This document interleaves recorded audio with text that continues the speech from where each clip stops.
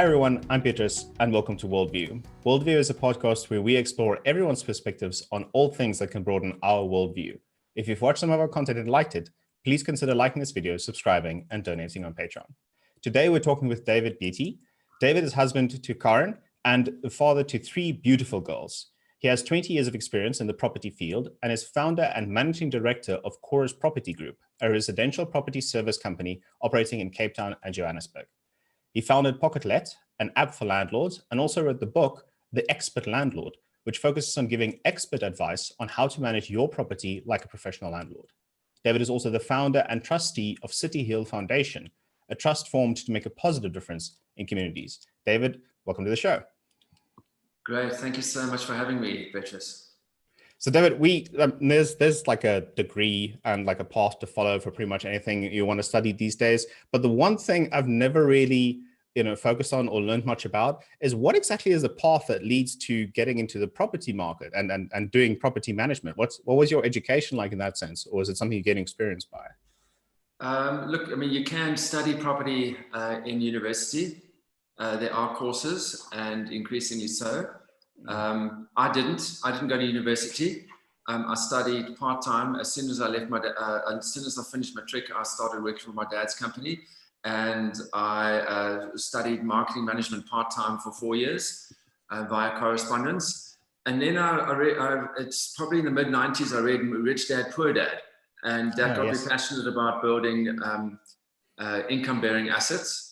And one thing led to another. I bought my first property in about 2000, and because my family is always all in their own business, all my uncles and aunts, my father, even my mom's side of the family, the apple didn't fall far from the tree, and ultimately I was going to have my own business. And so in 2003, I left my dad's business. I was sales and marketing director there. And I started in property. And our business plan at the time was We in Property. That literally was, and it wasn't even in writing. We started off just by managing 1 or 2 properties. We started selling. The first property I sold was my parents' house. And then after many years, we started focusing on property management only. And I think it really comes down to knowing yourself. Because there's, property is incredibly wide. There's a lot of things in properties, property investment, there's property services. And within property services, there's numerous avenues one can go down. But for me, I found is that my strength is typically operations management and systems, as opposed to deal making. And so that's why I fell more into property management and rental management rather than sales. I'm just not a natural estate agent selling. I actually found it, it's not really me, and I found it a bit boring, although many people do really well with it.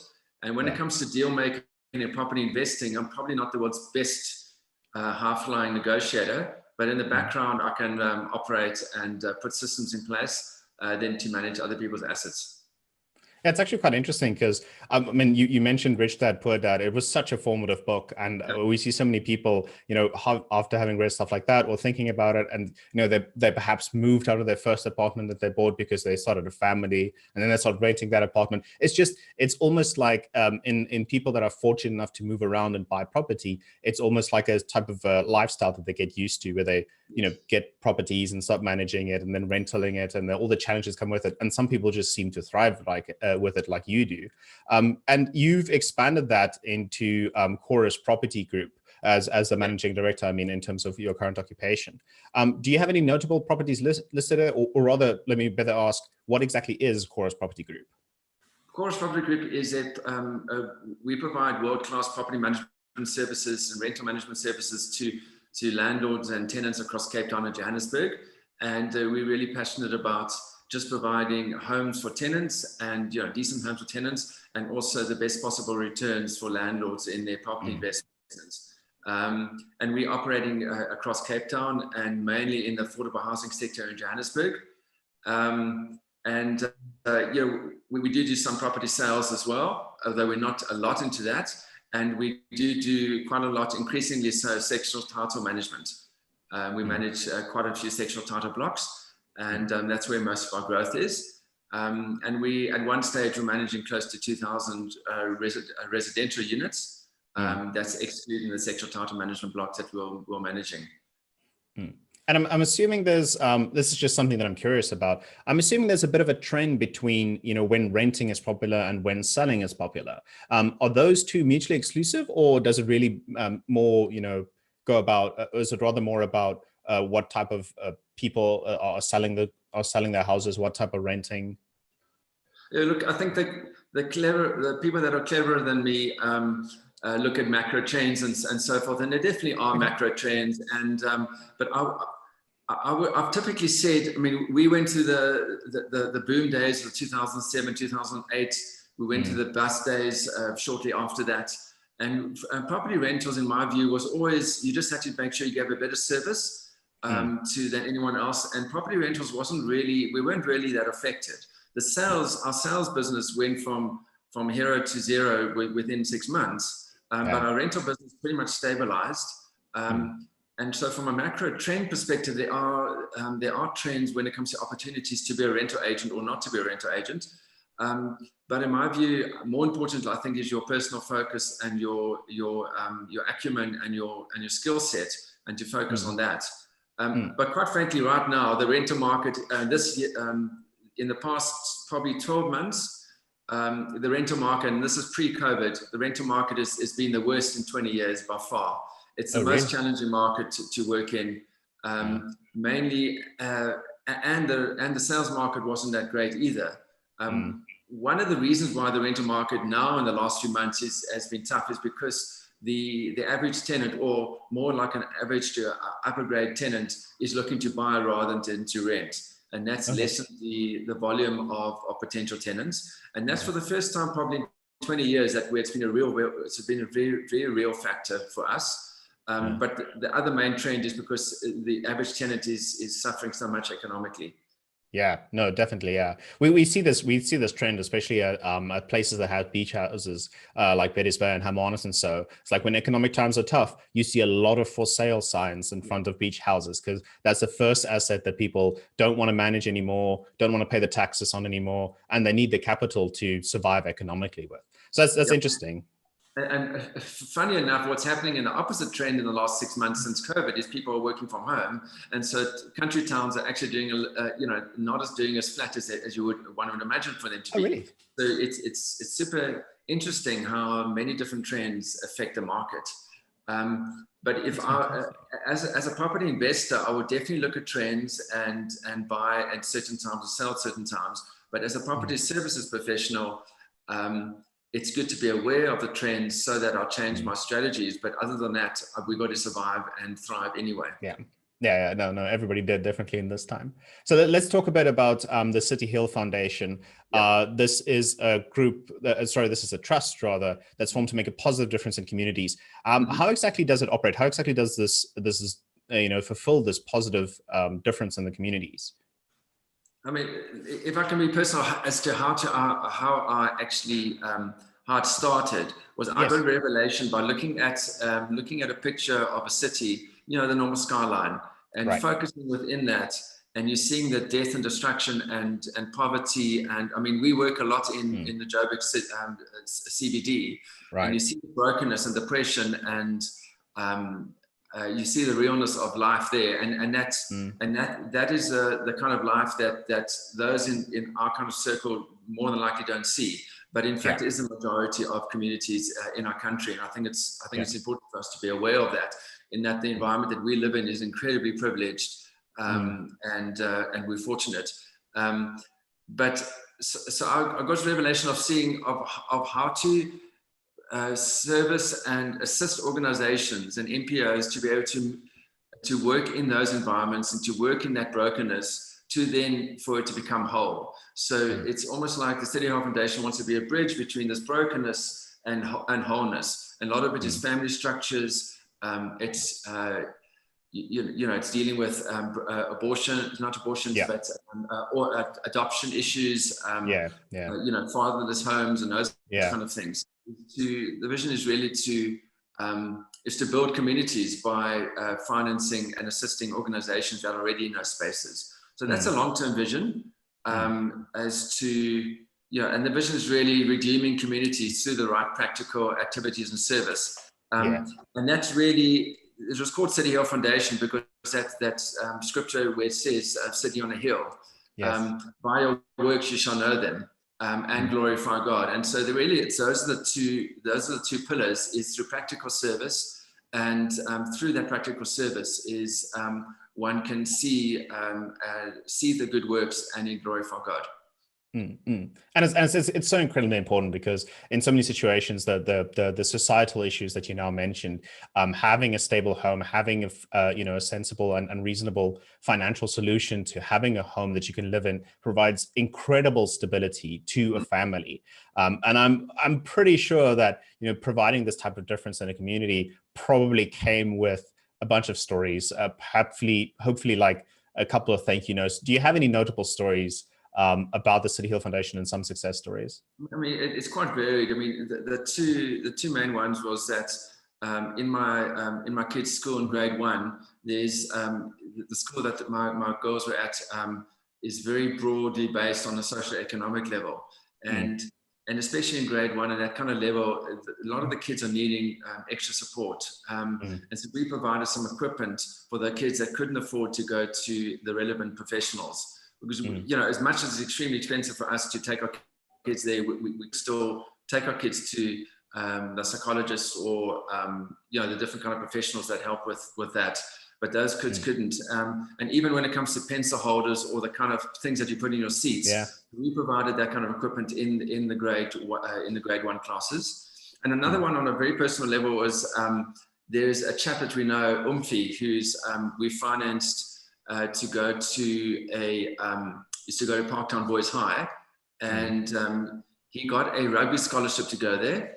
He's just an incredible rugby player, but he's not only a very, very talented rugby player, he's just an incredible young man who's grown tremendously, and he's actually discipled and mentored by my actual fellow trustee, and we financed him to actually go to the boarding house so that he could be in the best environment, because his home environment, although his mother's great, it's quite far from the school and so forth. So for him to be a weekly boarder meant that he can really kind of maximize his potential.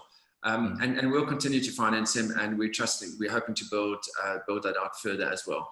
But it's just an incredible, I think if we can sow into young men like this, I think in many years' time, he's almost like could be another Sia Khaleesi kind of guy. That's really cool. Do you operate mainly, because I'm assuming there's an extremely high amount of need for this type of foundation in the Johannesburg area and other metropolitan areas. Where exactly do you operate mostly? It's mainly in Johannesburg at the moment. Look, we're still building a story, still building our financing. Okay. So we're still relatively small days. One of the challenges we've got is to focus. And I mean, there's so much need out there. And there's a lot of good organizations, but our real our journey of discovery is to find out where are those niches that we should be focusing on. At present, we feel that our 3 main areas are families and family development, it's church planting and itinerant missionaries, and then I think there's systemic issues in our society. So reconciliation, restitution, and social justice. I know it's a bit of a contentious term, but I do think that's an elephant in the room, which we need to be aware of, and to see where we can assist with that as well. And address it definitely. So I wanted to pivot back a bit more to the renting business. I know, a couple of families just in my group, it's a very small sample size, but, for the more privileged families, we often have like an extra room or, maybe an apartment in the back that's a bit empty for most of the time. And a lot of people, they don't really want to rent out because there's a lot of hassle that comes with renting, being a landlord, maintaining it. The people, are they going to pay their rent? What type of, services do I need to repair things when it gets broken? Like you're providing a service, so there's a bunch of responsibility comes along with it. You founded PocketLet, which is an app for landlords. Could you describe how that app functions and the functionality or the service that it provides? So what I did, I believe that every landlord can be an expert if they just have the right tools and information. And I know that sounds a bit motivational and rah-rah, but it's not that complicated. The challenge with rental management is that we only try and find a tenant once a year, maybe once every 2 years. Ideally. So it's not that we don't do it that often. So we drive a car every day or a few times a day. So, but if we're driving a car once a year, I think it would probably be more of a challenge. And property management is not rocket science. So what we want to do is provide, can you manage your property off your cell phone? And that's kind of the vision, managing your property off your mobile device efficiently and effectively. So I'm sitting in bed one day in the evening, and instead of going on Facebook, I'm just checking my property and organizing my property management. That's a vision. It's still under development. We're kind of getting some legs with it at the moment. I've got some partners on board on the tech side. But our first free product is actually a rental evaluation tool. So you can actually check out your value of your property for free. And we're also developing, which will more than likely be free as well, is a tool for determining, it's a price valuation tool. So it'll give you an estimate for the price of the property that you want to purchase. And it will then put in the figures and give you some kind of rental return or investment return on that. And then probably the first purchasable product we're looking at, which should be done in the next few months. The back-end tech is actually done. It's just a question of coordinating with the different property portals. To actually coordinate because there's a whole lot of property portals that one can market your property on. What we want to do is make it easy for landlords to put it on one portal, and then it automatically goes to all the main portals in the country. And that's what we're working on at the moment. Future products that we'll do is rent billing, tenant communication, maintenance communication, inspection software, and so forth. I mean, from my background, I'm educated in data science, and seeing this as a data problem is so incredibly attractive, and almost want to say very popular at the moment. It's very much of a buzzword at the moment. People thinking like, okay, this is a data problem. If we just have enough data about how much my property is worth and how much the tenant will spend on it, then I can make this an economically viable sense. But all the joking aside, that's actually incredibly true. It's like it's easier than it's easier than people think, in terms of, if you have that thing, you can have a reasonable price. People won't feel cheated. They don't have a disproportionate idea of what their property is worth.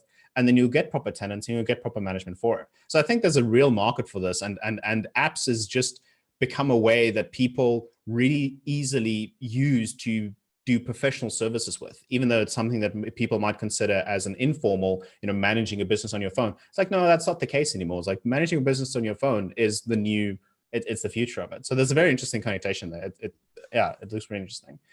There is a situation though in South Africa where there's a couple of different scenarios, but we kind of see, I watched an Economics Explained video about this, where we have basically all of the more privileged communities are creating, or rather buying into, new property developments, which are estates. So it's not only real estate, it's estates now. It's like, it's a walled off community. It's a bubble there. And then especially in areas like Somerset West, we just see these exploding across, the countryside all the way to Silarius Pass. What would you think about the current political environment creating these estates? Or do you think it's more societal community environment? And do you see the property prices eventually rising again to the point where it doesn't include like just levies and everything on top of these estates? Sure, that's a multi-level question. Yeah. And I could go on a couple of tangents. First of all, in this political situation in this country, look, let me put frank, I have no fleshly hope for this country at all. I'm reading a book on Africa at the moment, and how the resources are looted, and systemically, when it comes to multinationals and the brokenness of man, there's not a lot of kind of initial answers to these problems. But that doesn't mean that we don't fight hard to create problems, to create solutions for these problems. So if we were to wait for the political situation to change in this country, I think kind of we're wasting our time. We're going to be waiting a long time. I'm very passionate about the housing problem in this continent. It's the developments that you see in Somerset West, and you see a lot of it in West Rand and Joburg and in Midrand and Fourways and so forth. That is just a drop in the ocean of the need that's actually needed for housing. And the Balwin project you mentioned is a great example of a public-private partnership where I think that's needed a lot more. So what the government is doing is providing social housing possibilities. So to go into the social housing level and so forth, where millions of houses are required, the Balwins of the world and that kind of level is going to provide some of the housing need. But what's really needed is community housing at a much larger scale, affordable housing, either through the FLISP, which is affordable housing purchasing avenues, or through social housing, rental housing. And you find that even overseas, the institutional investment into affordable housing is increasingly a factor. And even the affordable housing REITs or the REITs, property REITs in South Africa are increasingly going into the residential sector. And I think that's where the large volume housing is going to be provided. And it is going to be in the States because security is the number one need that tenants and purchasers have. Right. And I can't see that need changing in any time soon. I don't think the criminality or crime is going to go down at any time soon. I'm not trying to be negative. I just know that even if things stay the same, you'll still need. I'm not saying that crime's going to get worse, but even if it stays the same or gets slightly better, you're still going to. Tenants are still wanting that perception of security. So also the government is not providing the facilities as much as they need to, and therefore a lot of the Balwin developments, for example, and other developments are providing that safe area for the kids or the creches, or they're providing communities within a development. It's not just housing, and that's meeting a need which the government is not able to provide at this time. So it's more than just security; it's actually everything. Whether it's Danfern or whether a lot of these other places, these communities, they're providing private schooling. Affordable private schooling. It's more than just the rooms and places to stay. That's an interesting concept. Is also that you mentioned that the estates are pretty much just like a drop in the bucket of what's necessary. I do want to say that I think I agree with you entirely on the crime statistic. It's going to be a generational process of advancing enough of the population to such a point where resorting to crime is not necessary. Which is, I almost want to say a completely different discussion. But the point being is that building towards that future with sustainable property development and reasonable prices is actually incredibly important as well. And I think managing it to make it easier, or rather, there's different levels of entry. It's like, even if you have affordable housing that you provide for people, for example, we saw it in, I think it was Hermanus, they had affordable housing built, but the people get allocated a house according to a lottery. And then those people that don't are, it's completely, you want to say it's fair because it's completely by random. But I'll be honest, I'd be disappointed as well if I was in that type of situation and I was not the one that was picked. And so the affordable housing that gets built gets, attacked. So there's different levels of entry. It's like you can either build houses and give it to people, and then the people that don't get those houses for free are, disappointed by it. Or you can build a sustainable building up a point to that, where you rent first. And then once you rent it a couple of times, perhaps you can buy a small apartment. And then once you want to buy build a family, you can then buy a house, and so on and so forth. That's a process where I almost want to say the amount of sustainable renting options that people have in South Africa is actually incredibly important. And you wrote a book on how to become an expert landlord, how to improve that situation, and perhaps that'll actually enable more people to be able to rent. Could you just sum up your book, or rather just tell us what the focus was of your book, The Expert Landlord? Yeah, I mean, it's a similar kind of background as to why we're developing PocketLet. I believe everyone can be an expert landlord if they just have the right skills. And what the book does, I wrote the book, is a very practical A to Z of property management from beginning to end. And it gives it's in my view, extremely simple, practical terms as to what to do, from whether it's to how to place a tenant and how to manage a tenant. And then it's in 3 sections. The first section is just a bit about the environment, the rental environment when it comes to legislation, what it means to be a good landlord, etc.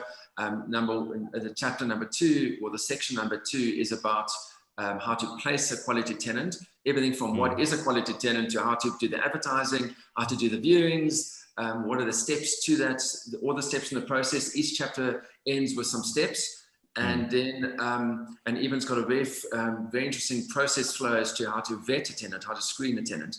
And then the third chapter, well, the third section is about how to keep your tenant happy and how to make sure your property is looked after.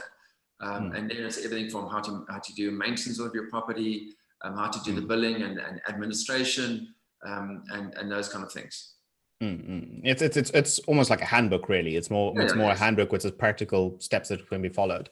Yeah, you can actually refer to a particular chapter rather than having to read a book from beginning to end. But I mean, and the feedback I've got has been wonderful. I mean, it's really been incredibly helpful. It's just, as I said, it's not because the average landlord is not intelligent enough. They've got the capability. It's just a question of giving them some practical skills. And then they're on their own, and then they can do it. Bear in mind, there's actually a huge untapped market, which I'm not sure how to get it into it yet, but it's the township market, which is a lot of subletting happening. And that gives extra income to folk and extra housing. So that's something which hopefully in the future that we can get some inroads into. Yeah, we'll talk about that shortly. Actually, I want to pivot to something that's related to the township market, and that is that in South Africa we have quite tough or quite strict zoning restrictions in the different areas. And I almost want to say this is like a two-part problem. Like one, it's a social part, one, it's a political part. But the social one, it creates a lot of cultural divide and stuff like that.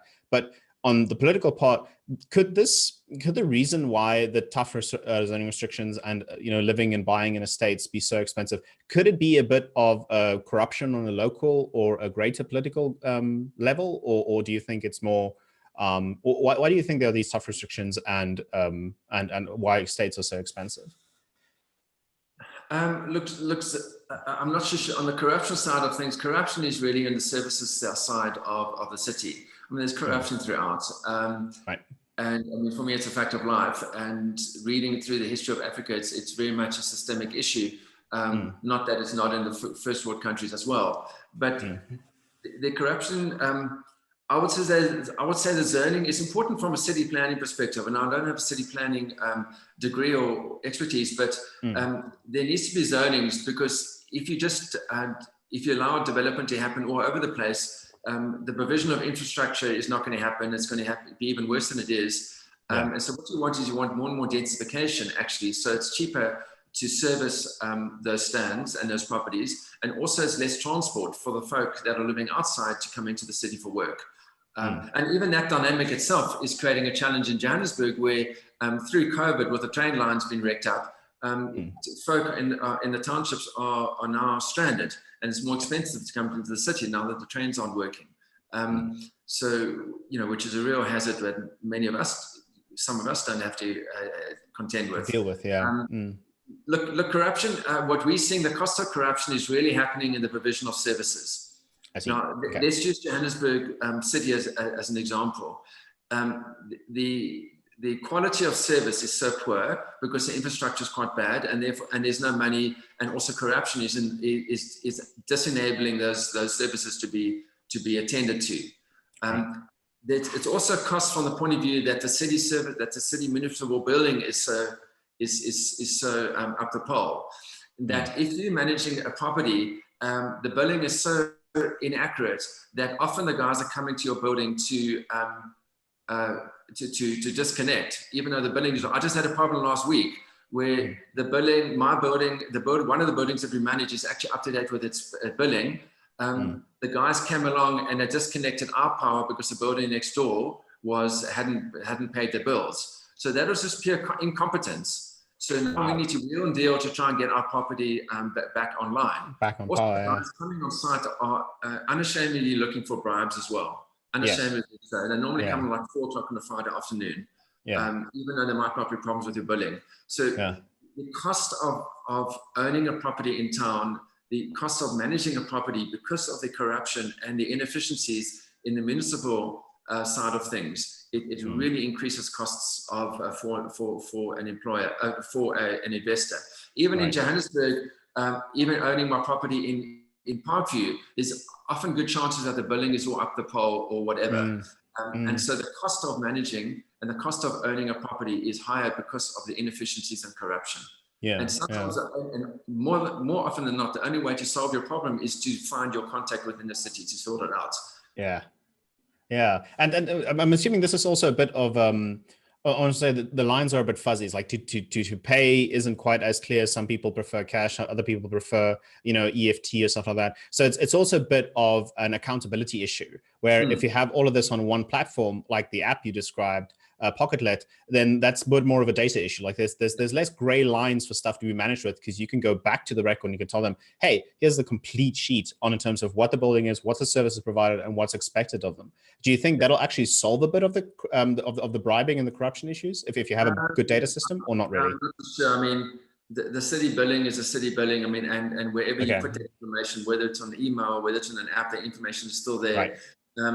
And so what we're saying to landlords now, unashamedly so, is that they need to cost in the cost of managing your property.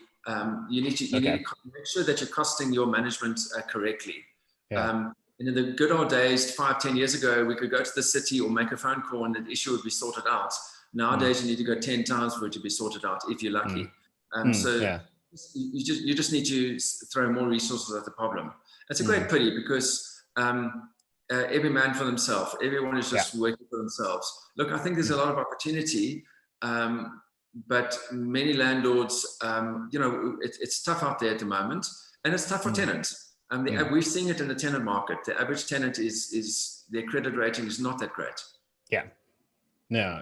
It's also, it's a completely different discussion, but it's also something about like how credit rate is calculated and how it's managed. Some people weren't exactly given the opportunity to create a good credit rate to sell with. So it's an incredibly complex issue, especially with housing, where it's that amount of money, that amount of financing, and then the decades it takes to pay it off. That entire discussion is quite long, but important as well.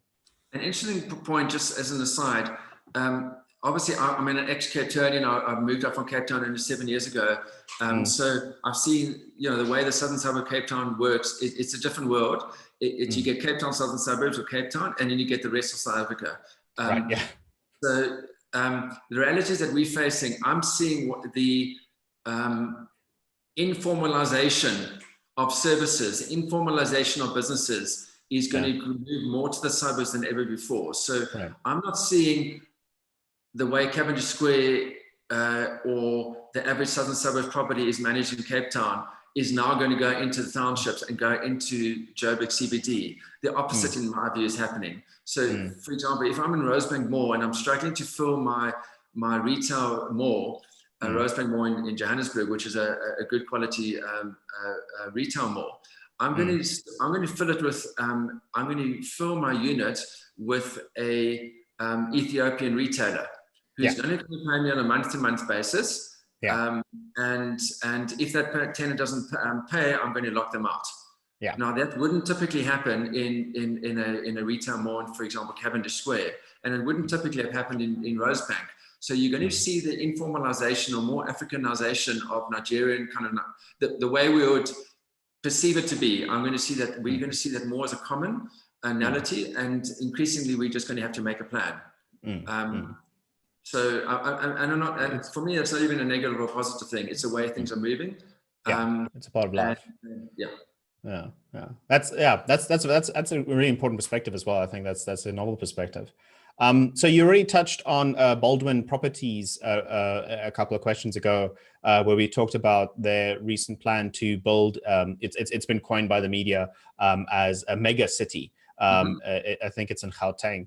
And basically, just a bit of background around for those that don't know, Balwin Properties is a very large property development group, which has many. It's operating for a couple of years and has large estates all around the country.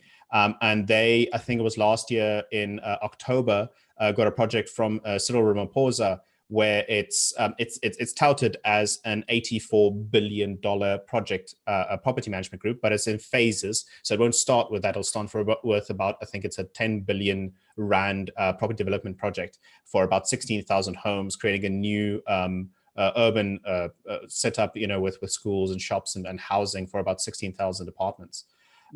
And this is quite an interesting move. It's not something that we haven't seen. We've seen a lot of property development from the government side, but this is quite a singular, large investment and a really big, massive project to create an an urban environment which is more similar to, I want to say, the estates and the more privileged communities for specifically low-income families. But the question that I have is, we already talked a bit about security. So the other question that I have is, they're planning on pricing these apartments to buy them for about $500,000 to, I think it says like 500,000 Rand to 800,000 Rand. Is that actually targeting the low income families? Like, is that something that they can get a loan for and then pay off reasonably? Or what do you expect to be the practical, like the theory and the reality on these type of development projects? There again, this is not an area which I spend a lot of time in, but my indication is that, for example, right now, the property market under R1 million is doing quite well at the moment. Okay. Anything more than, say, 1.5, 2 million is really struggling. But the affordable housing market, or that level, which is seen as affordable housing, is actually very, is doing well. It's thriving. I do think it's, with the growing middle class, I do think it is going to touch a massive nerve, and it will fill a massive need. And as we said earlier, I just don't think it's going to touch the millions of people. I mean, in this Joburg CBD, for example, one of the challenges we have of filling our units is more and more people are making a plan. They've got informal levels of income. They don't necessarily have formal employment. And so it's very difficult to rent to those folk with any kind of sense of stability. So I do think the Balwin, I mean, I can't speak for them, and I don't know enough about the project, but I do think they will touch a good nerve and fulfill a big need. But I think you're going to look, I do agree with you that you need to look at a level lower than that as well. And a lot of the social housing projects, the Social Housing Regulatory Authority, or known as SHRA, there's a lot of background work happening to provide social housing. So we've got some landlords in Joburg CBD that are moving their properties towards a SHRA project, which means that there's certain levels of income which we have to rent to. So a certain percentage needs to go to this level of income, a certain percentage needs to go to that level of income. And I think that will help with providing, it's rental income, it's rental housing, but I think that will provide some of the lower income housing that's needed. But there's different levels of affordable housing. You get the gap housing, you get social housing, and you get affordable housing. And so there are different levels. You know, the level at the 500 Rand to 1,000 Rand a month level, there's a big need for that, but that's a very different kind of housing provision. Right, yeah. It's actually quite interesting that, because I'm thinking about commercial property specifically. The next question will be like, what exactly is the future of commercial property? And what I'm thinking about in that terms is, if you look at affordable low income family housing in other parts of the world, generally the mind first jumps actually to apartments and apartment complexes, because building high-rise buildings, and fitting like a ton of people in it. If you want to fit that amount of people in a high-rise multiple building, you can actually do that for a government project more affordable than the amount of land that you use with building out these large estates. I think we're fortunate in South Africa in the sense that we have the land to build out on it. But obviously the challenges comes when you spread your population out more, because then you need proper transport. And then those populations in those large areas also need shops and schools and stuff like that. You can't have an apartment building that's next to a school and that services the same amount as an estate, which you then spread out over a large area. So what exactly do you think is the future of commercial properties? And do you think it's a safe long-term prospect or investment? I think any niche within property is a safe long-term investment if you know what you're doing. So, and I will answer your full question in a second, but just as a general principle, I've got landlords that have retreated from residential because it wasn't working for them. They make a lot more money in industrial properties because he knows what he's doing. We've got landlords that are focusing only on inner city housing. I've got landlords that are in the middle market. So they're in Bergfleet, Plumstead, and those areas in Cape Town, which is more the 6 to 10,000 Rand units. I've got landlords that are only in units below that, say 3 to 4,000, and each of them are making money in their niches because they know exactly what they're doing, and they know where the opportunities are, and they know how to deal with those kind of markets. Same with commercial. At the moment, I think there's a massive transition in commercial. There's plenty of stories of properties, of companies that are no longer operating from their offices. Chorus Property Group is a classic example. We no longer operate from offices at the moment in Joburg and Cape Town. And so that's about 600-700 square meters of property of offices that no longer have a tenant in. I think there's going to have to be a large pivoting by those owners. And if I wouldn't really like to be a commercial property owner at this time. But I think these guys are resilient and intelligent enough to pivot. And I think one of the ways it's going is to have flexible provision of offices. So I think we at one stage as Cora's Property Group are going to have some offices again, but albeit smaller. And we want the flexibility of leasing and so forth. And I think there has been a large transition, especially in the Joburg CBD and Randburg, also Johannesburg, Randburg area, of converting commercial to residential. There's obviously quite a high cost to that.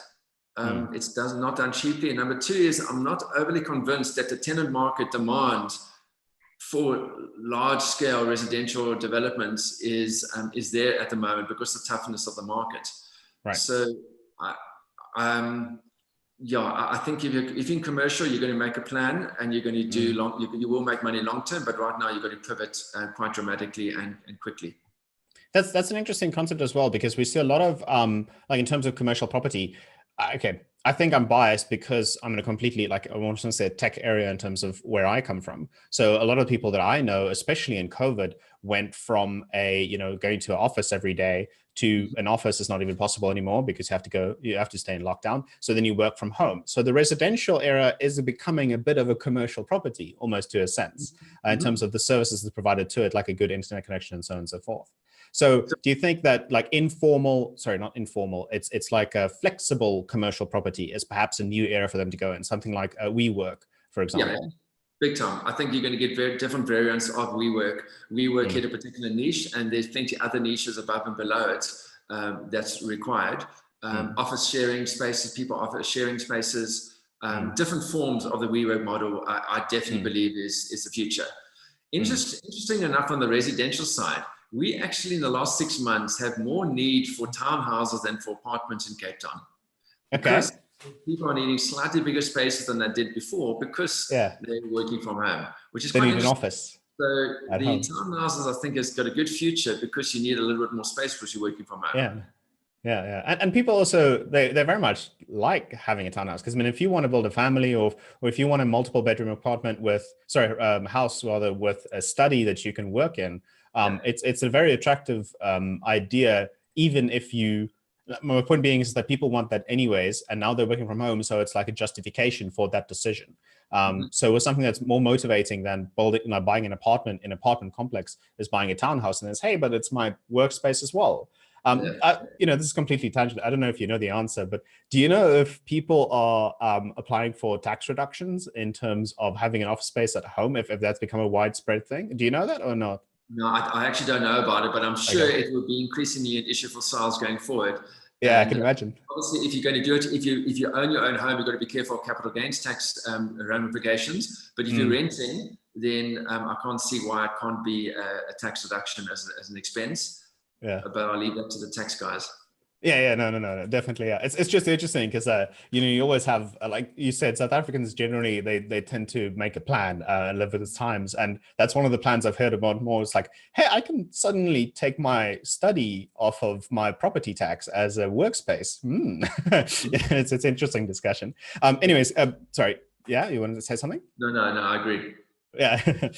So I wanted to know, what do you see with all the parts that we discussed now, residential and commercial and so on and so forth? What exactly do you see a vision for your companies, especially for Cora's Property Group and also PocketLet as from a tech side, and the CityHill Foundation? What do you see as the future of your companies? Do you want change in South Africa? What type of change in that regard do you think would really boost these companies? And how does your faith inspire you to make that change, especially in terms of your CityHill Foundation? Okay, so the vision for the companies that operate or have started and operate or are in context of the purpose I have for my life. And so, the companies I look after is basically tools to achieve my purpose and those of the folk that are working with me. So that's the starting point. The vision is kind of slightly secondary to that. I'll tell you that now. So the direction, I believe firstly that we're all made or created by God for a purpose, every one of us. And And so my main purpose is to serve, inspire, and empower individuals, teams, and organizations to discover and live out their God-given purpose, so that individuals, families, communities, and cities, nations, and regions are transformed for good. So everything, so like, and because of the way I'm wired as well, you're more kind of a practical, operational kind of person. I want to create systems which can help people to do good and to be good. And if our companies that we've got at the moment 30 staff, if them being within our businesses help them walk towards their God-given potential, then for me that will be a sense of success. The vision for Chorus Property Group is to be a world-class African residential property management and services company that adds value to 1 million people across our continent. And I mean, practically what that means is, I mean, we are at the service of our landlords, and we need to provide cost-effective solutions for our landlords so that they get the best possible return. But we are a bit of the middleman, and if we can assist, provide homes and suitable homes and communities for the people of our continent, that would be brilliant. And we put a number of 1 million people, but from a Chorus perspective, I mean, the very first thing I did when I left my dad's company was to buy a map of the world, because we were going to be international. And so, like, I started in Cape Town and then came to Joburg 7 years ago, and that was always part of the plan. I think in the future we will have a presence across Africa on the property services side. When it comes to like what's the word, disrupting and those kind of things, I'm not a big fan of those words, because like unless for me it's about providing a more efficient and effective, cost-effective solution to add value to people. And if that means disrupting, well, that's great. I don't believe property services can be completely disrupted like Uber, because you still need, Uber, you still need a taxi. And in essence, it's a taxi business. And you can see the quality of the taxis are deteriorating, because it's very difficult to actually make money out of being a taxi driver or having an Uber business. And by definition, those taxis have to deteriorate because you can't afford to actually get new ones. So I'm a little cynical on that perspective. There's a lot of sexiness on disruption and tech development, which I think is unnecessary and just sexiness. But can we, on the ground, provide better housing and better service for our landlords and tenants? And that's what I'm passionate about. If that means building an app for landlords through PocketLet, so be it. But that it's a tool to provide a solution for the vision. And then, CityHill Foundation is really my long term through that tool is to provide, is to try and make a difference in this country. I mean, my vision is coming from, if I wanted a comfortable lifestyle, firstly, I would have stayed in Cape Town southern suburbs, the leafy suburbs, and right next to the mountain. I love being on the mountain. If that was my future and I wanted the comfort of that, and the white picket fence, I should have stayed there. But that was never my plan. What my faith does is that it gets me to live out in faith, to walk towards the darkness rather than away from it. So if there's challenges, when people say there's so many challenges in South Africa, I must go to Australia or Canada. I've got the exact opposite. There's so many challenges in this country, which means it's a much bigger reason for me to actually stay. Now, it doesn't mean it's hard, and doesn't mean that I don't maybe have the long-term family wealth that would be great.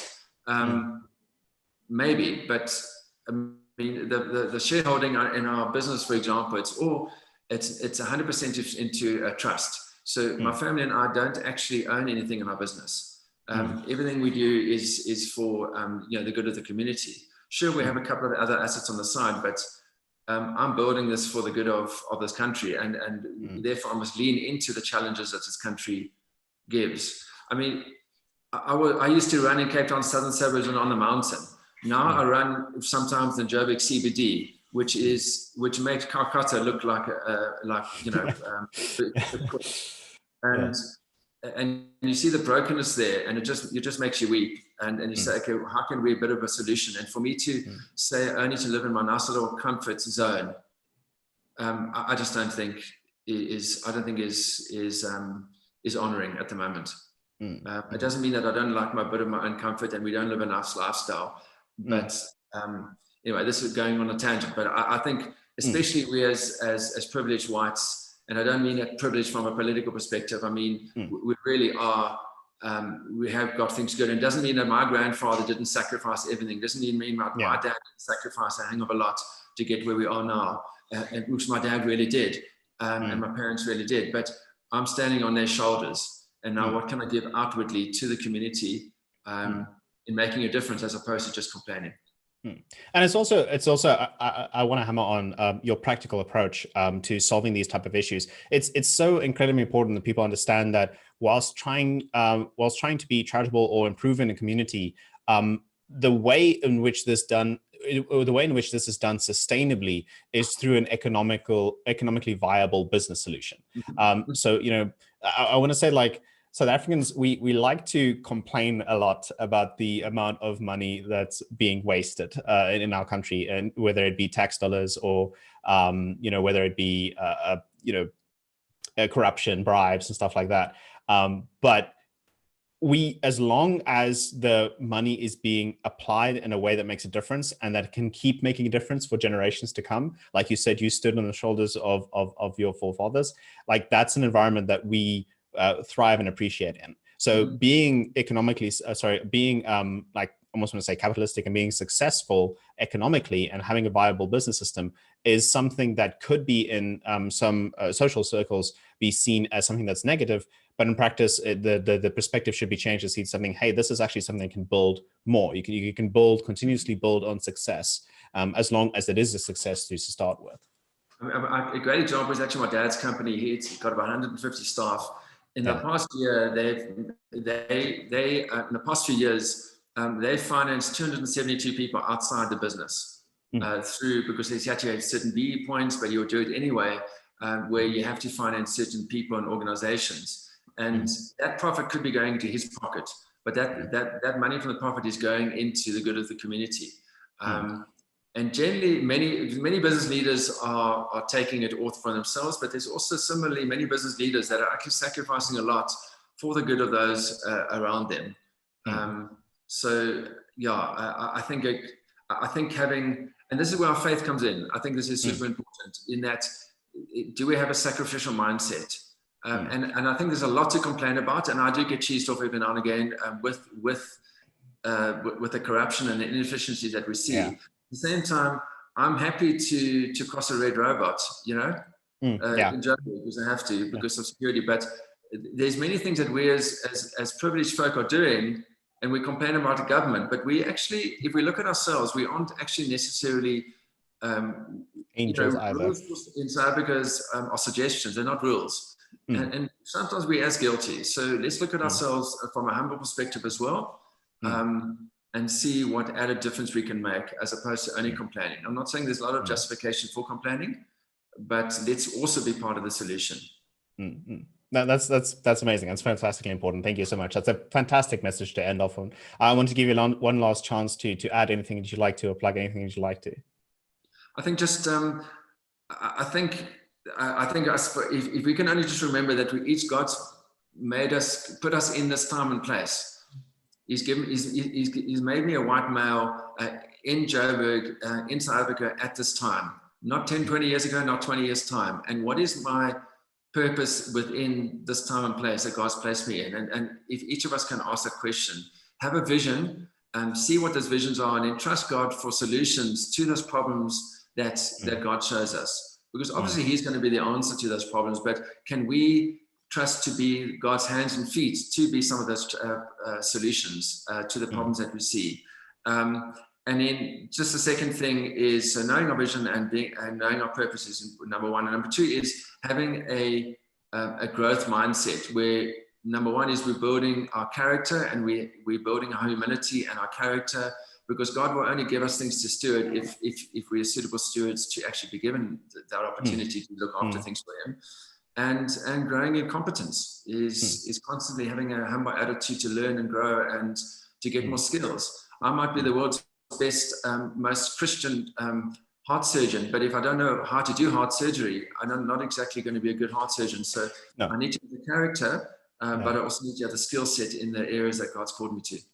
No, that's done. Thank you. Thank you so much. We just want to thank David for sharing his worldview with us. I just want to say to those viewers, if you've made it this far, you most definitely like the video. So please, it supports our channel so much if you like and subscribe. You know the spiel on YouTube. And also for, as we said, any solution, any sharing of worldviews as we like to do needs to be economically viable. Please consider donating on our Patreon. It's a platform that enables us to make more of these products and improve our equipment doing so. So until then, thank you so much. Until next WorldView.